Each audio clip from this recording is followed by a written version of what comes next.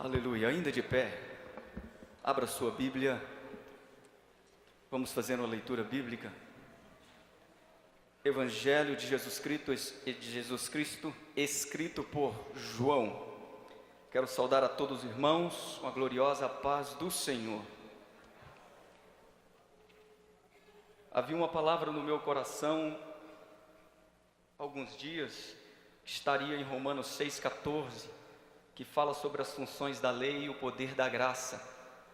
Mas por tudo que foi falado aqui nessa noite, pelos testemunhos e pelos louvores que nós ouvimos, o meu coração pegou fogo por esta palavra e nós vamos falar rapidamente. Evangelho de Jesus Cristo, escrito por João, capítulo 3, do versículo 1 até o versículo 5.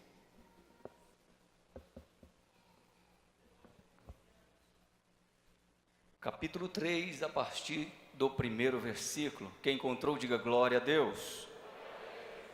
Diz assim: havia entre os fariseus um homem chamado Nicodemos, um príncipe dos judeus. Este veio de noite a Jesus e lhe disse: Rabi, nós sabemos que és mestre vindo de Deus, porque nenhum homem pode fazer estes milagres que tu fazes, se Deus não estiver com ele. Respondeu-lhe Jesus, dizendo: na verdade, eu te digo, se um homem não nascer de novo, ele não pode ver o reino de Deus. Nicodemos disse a ele: como pode um homem nascer, sendo ele velho? Pode entrar pela segunda vez no ventre de sua mãe e nascer? Jesus respondeu: na verdade, eu te digo, se um homem não nascer da água e do Espírito, ele não pode entrar no reino de Deus. Vai até o versículo 10 do mesmo capítulo 3, versículos 9 e 10, para a gente encerrar a leitura. Nicodemos respondeu a ele e disse: como pode ser estas coisas? Jesus respondeu e disse-lhe: tu és mestre em Israel e não entende estas coisas? Podeis assentar, tendo liberdade de adorar ao nome do Senhor. Ele está aqui e com certeza tem uma palavra para ser ministrada no seu coração. A passagem, a história relatada por João sobre Nicodemos, é o único dos evangelhos que vai narrar essa história de maneira mais específica. Ou seja, o único evangelista, o único discípulo que vai escrever sobre Nicodemos. Não porque não seja uma história, talvez, quem sabe, com importância, mas porque as passagens, ou aquilo que Jesus fazia ou falava, tanto em milagres quanto em parábola, ou aquilo que ele pregava, de alguma maneira marcava as pessoas que estavam perto dele, que eram os discípulos, mas também marcava a multidão.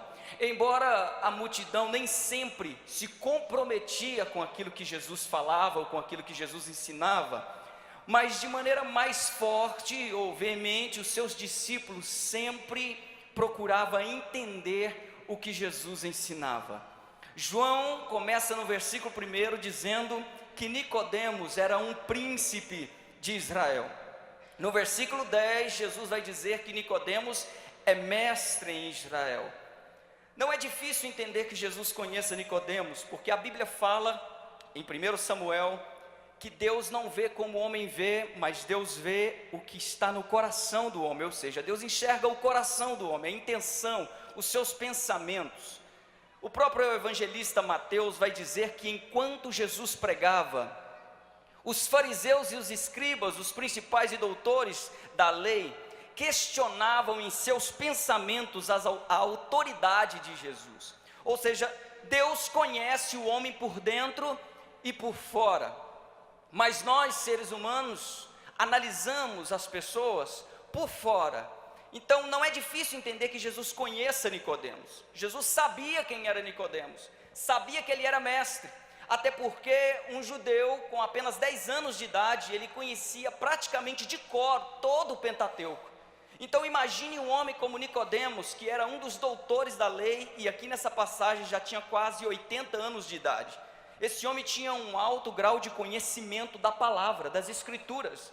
Então Jesus conhece esse homem por dentro e por fora. Mas interessante que João, que não conhece esse homem por dentro, vai descrever que ele era príncipe em Israel. João só poderia saber isso se houvesse alguma coisa em Nicodemos que revelasse quem Nicodemos era. Havia 3 coisas que revelavam quem uma pessoa de autoridade existia em Israel e que poderia ser. A primeira coisa era a coroa. A coroa mostrava que uma certa pessoa era o rei. E onde o rei chegava, as pessoas sabiam que ele era rei por causa da sua coroa. A segunda coisa que existia era o cajado. Existia 2 tipos de cajado. O primeiro cajado era usado pelos pastores de ovelha, mas o segundo cajado, de maneira mais específica, seguindo a tradição da família sacerdotal de Arão, era o cajado do sacerdote. Então, onde chegava, os sacerdotes todos sabiam que era um sacerdote. A terceira peça era a capa. Toda vez que chegava alguém com autoridade, a sua capa definia quem ele era. Existia vários tipos de capa, inclusive a capa do cego Bartimeu, que você conhece, que era uma capa que Roma expelia para que as pessoas pudessem ter direito de recolher esmolas. Mas existia um certo tipo de capa, que era a capa que Nicodemos usava, e era uma capa que falava quem era ele, qual era a autoridade que ele tinha. E essa capa era uma capa usada por reis e por príncipes. Essa capa que Nicodemos usava revelava por fora quem ele era, porque Deus conhece quem somos por dentro, mas o mundo conhece quem somos por fora. Vou ser mais específico. O reino de Deus, ele é um reino invisível. O corpo da igreja, o corpo místico de Cristo, ele é invisível, não cabe dentro de uma religião, não cabe dentro de uma denominação. A igreja, ela é universal, e essa igreja, ela é invisível. Invisível porque ela é no âmbito espiritual.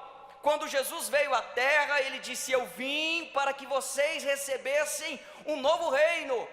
Parem de olhar para o reino natural e agora olhem para o reino que eu vos trago. Uma nova cultura, novas leis, um novo jeito de ser.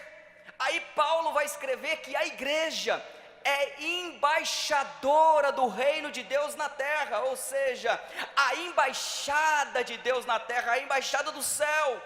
Ou seja, a cultura que existe no céu vai existir na terra por causa da igreja. Não, você ainda não está entendendo. A cultura, as leis, a glória, a presença de Deus, o poder espiritual que existe no céu, a fumaça da glória de Deus que existe no céu, no tabernáculo celestial, agora existe na terra por causa da sua vida. Aleluia! É por causa da igreja que os homens são libertos. É por causa da igreja que os demônios não têm poder sobre a sua vida. É porque você faz parte da igreja que o mundo olha para você e diga: com ele não posso, porque o Espírito Santo habita nele e habita nela. Aleluia. É o poder de ser representante de Deus na terra, o poder de ser embaixadores. Escute isso. A embaixada brasileira que existe, por exemplo, nos Estados Unidos, lá dentro da embaixada se come comida brasileira, se veste roupa brasileira, e tudo que eles fazem é de forma brasileira. Se for para o Egito, a embaixada brasileira no Egito também come a comida brasileira lá, veste as roupas brasileiras lá. Por quê? Independente do lugar onde a embaixada estiver, eles são brasileiros. Tá, você vai entender, independente do lugar que você estiver, onde você for, se for na sua casa, se for no trabalho, se for na escola, onde você estiver, você não é adaptado às coisas que existem lá, você não se adapta com o ambiente, é o ambiente que tem que entender que você chegou, porque você chegou de maneira diferente, você conversa diferente, a sua palavra é diferente, as suas atitudes são diferentes. Você representa um reino de Deus, o reino invisível se tornando visível por causa da igreja, e agora é manifestado na terra, e precisa ser manifestado, Porque aqui dentro nós nos conhecemos por causa das línguas estranhas, por causa do glória a Deus e por causa do aleluia. Nos abraçamos e sentimos a presença de Deus. E quando a gente vê alguém correndo no meio da igreja, todo mundo entende, é o Espírito Santo que está levando. Quando a gente vê alguém pulando, todo mundo aqui entende, é o Espírito Santo que está batizando. Mas lá fora, o mundo precisa conhecer a igreja também. De que forma? Não é falando em línguas estranhas. Lá fora não conhece a gente por causa, quem sabe, daquilo que eu sou por dentro. Eles não sabem, mas lá fora eles nos conhecem pela palavra que falamos, pela roupa que usamos, pela forma como conduzimos os nossos negócios, pela forma como conduzimos a nossa família, pelo pai que você é, pela mãe, pela mulher que você é para o teu esposo. Lá fora as pessoas sabem que você é de um reino diferente por causa das suas atitudes. Sabe, a gente não usa uma roupa bonita para impressionar Jesus. A gente não usa terno para impressionar Jesus. Você não usa uma roupa decente para impressionar Jesus. Você usa uma roupa decente para mostrar ao mundo que você não aceita a sensualidade mundana. Você usa uma roupa comportada para mostrar ao mundo que você é do Senhor e o Espírito Santo é quem governa a sua vida. Aleluia, glória a Deus, aleluia. É por isso que João conhece Nicodemos. João olha e diz: é príncipe, tem a capa, e se tem a capa é príncipe. Mas Jesus está olhando dizendo: eu conheço Nicodemos por dentro, ele tem um grande intelecto. Vou quebrar a religiosidade desse homem, vou acabar com todo o dogma, o pragmatismo que esse homem tem. Quando esse homem chega perto de Jesus, e a Bíblia vai dizer que ele vai escondido para que as pessoas não percebessem, que as impressões de todo o povo judaico é que um homem tão inteligente como Nicodemos não podia encontrar com Jesus. Às vezes a gente tem esse certo tipo de pensamento, né? A gente pensa que o nosso intelecto não nos coloca talvez nos mais baixos níveis. Aí é quando o Senhor Jesus nos quebra, nos humilha e nos leva lá para baixo para nos mostrar que é Ele quem faz a obra em nós. Nicodemos vai encontrar com Jesus, e quando Nicodemos olha para Jesus dizendo: mas Senhor, mestre, como é que alguém pode fazer estas coisas se Deus não for com ele? Aí Jesus vai quebrar Nicodemos dizendo: ei Nicodemos, vou te falar uma coisa, se você não nascer da água e do Espírito, você não pode entrar no reino dos céus. O que Jesus está dizendo aqui não é sobre os sacramentos, batismo nas águas e batismo no Espírito Santo. A Bíblia fala dos sacramentos um pouco mais, e até Jesus ensina sobre esses sacramentos. O que Jesus está falando para Nicodemos é: Nicodemos, existem duas substâncias que precisam ser características permanentes na sua vida. E quais são essas características? Primeiro, você precisa nascer da água. Como é que se nasce da água? Porque Jesus vai dizer em João 15: vós já estáis limpos pela palavra. A água é uma tipologia, uma simbologia da palavra de Deus, das escrituras, daquilo que já está escrito. É a mesma água que está no tabernáculo. Você conhece a história do tabernáculo? Quando o sacerdote matava um cordeiro, ele sacrificava no altar dos holocaustos. Por que no altar dos holocaustos? Porque no altar é que se sacrifica, é que se morre, é que se entrega o desejo, é que se entrega todos os sonhos. Tudo aquilo que é seu você deixa no altar dos holocaustos. Davi, Jesus já me substituiu no altar dos holocaustos. Sim, Jesus já se substituiu lá sim. Ele subiu, foi morto e substituiu você. Agora o pecado que era seu, ele morreu. Mas Paulo vai dizer: assim como Cristo padeceu e foi crucificado, vós também é necessário que padeça e sejam sacrificados, para que também sejais glorificados. Ou seja, não existe glória sem antes passar pelo sacrifício. Não existe poder sem antes passar pela autoridade. É diferente, poder é uma coisa, autoridade é outra. Os dois precisam andar juntos.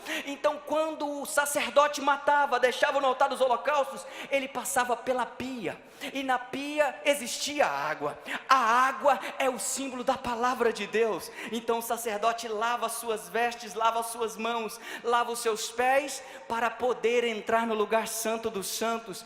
Tá bem, você vai entender ainda. Quem morre no altar dos holocaustos e passa pela limpeza da palavra de Deus, tem permissão para entrar no lugar santo dos santos. Onde é o lugar santo dos santos? O lugar santo dos santos é a presença de Deus. Assim como foi cantado hoje, que nós somos templo do Espírito Santo. Ei, é no lugar santo dos santos, no seu coração, que acontece o encontro mais importante da sua vida.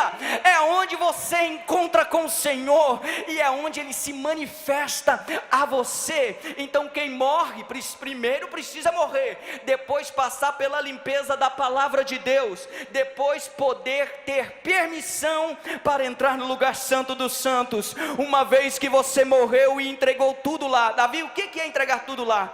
Tem gente que vai entregar muita coisa, porque tem gente que teve que entregar filho aqui, no altar dos holocaustos.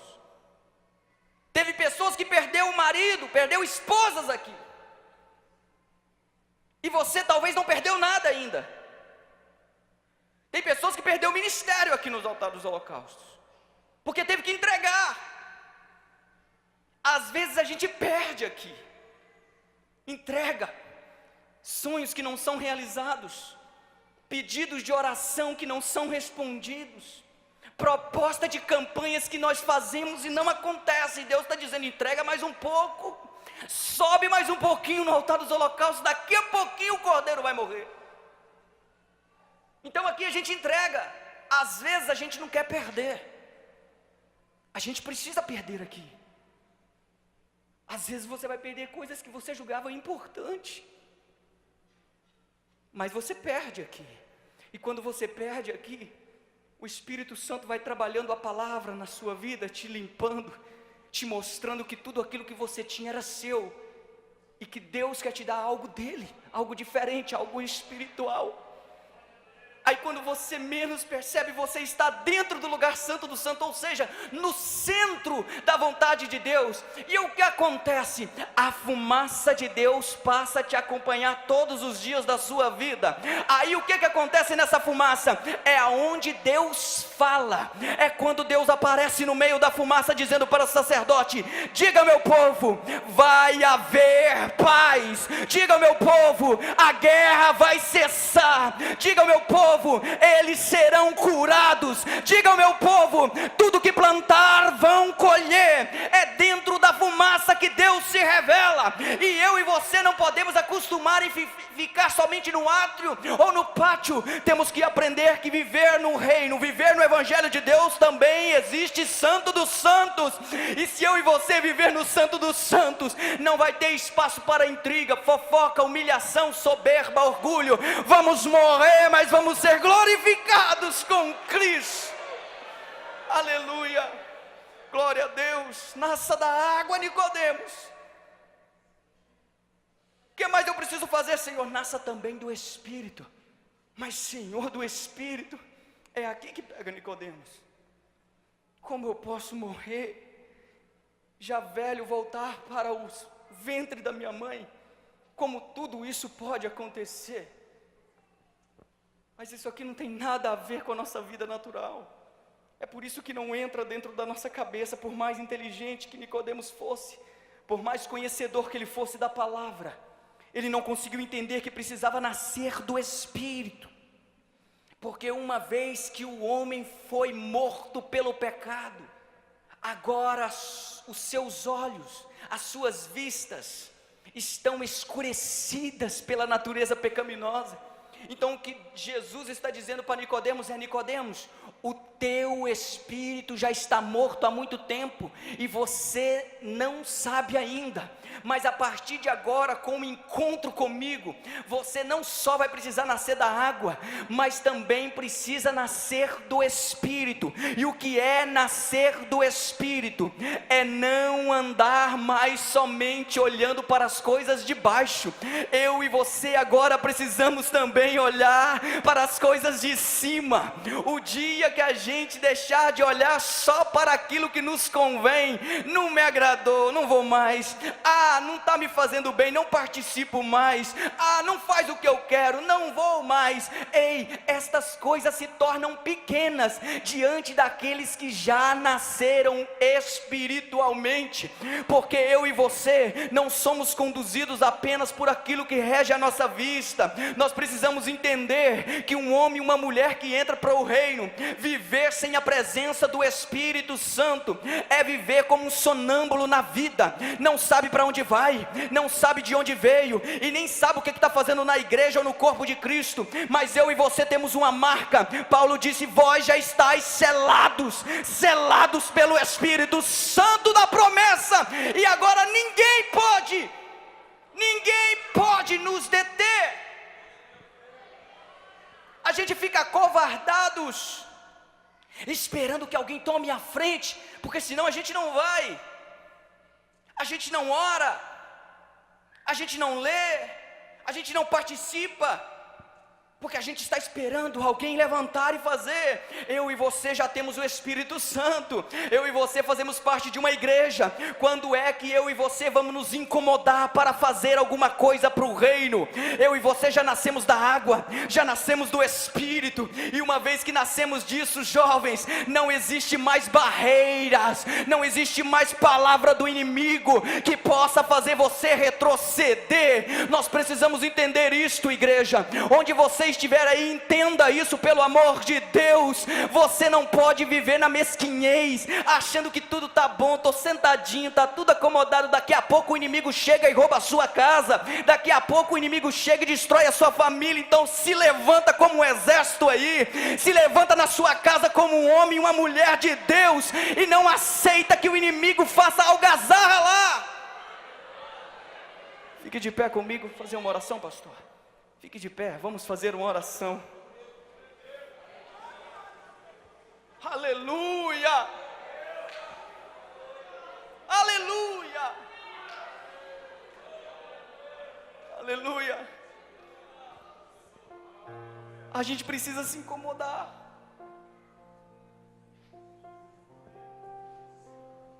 A gente precisa reagir.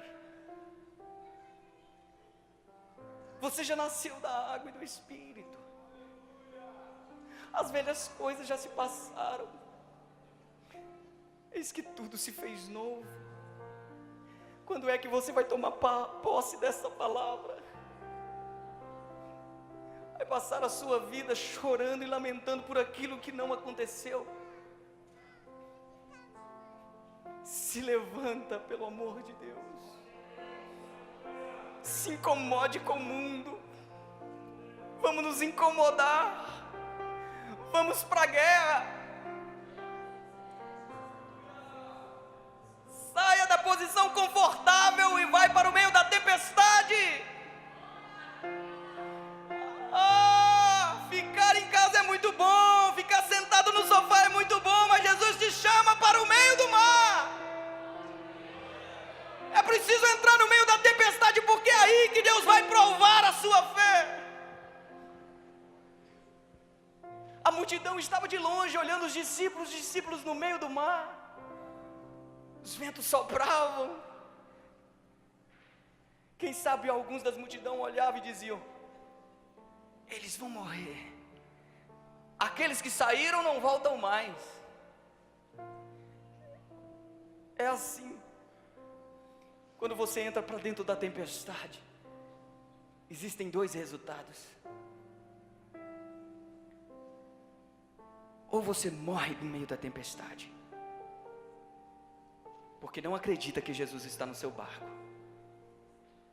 Ou você toma posse que Jesus está com você e clame por Ele. Porque em um momento em que o vento soprar, em que tudo parecer estar desmoronando, a presença de Jesus vai confortar o seu coração. É por isso que corremos para o meio da tempestade, porque de lá saímos mais vitoriosos. Os discípulos chegaram do outro lado, todo mundo: como foi que vocês atravessaram? Como é que vocês conseguiram passar? Não se preocupe com isso. Estava com a gente. Quem estava com vocês? Aqui, ó. Ele mandou o vento acalmar. Ele mandou a tempestade cessar. Porque quando a gente pensa que vai ser morto no meio da tempestade, Ele manda o vento acalmar e a tempestade acabar. Pastor, faça essa oração.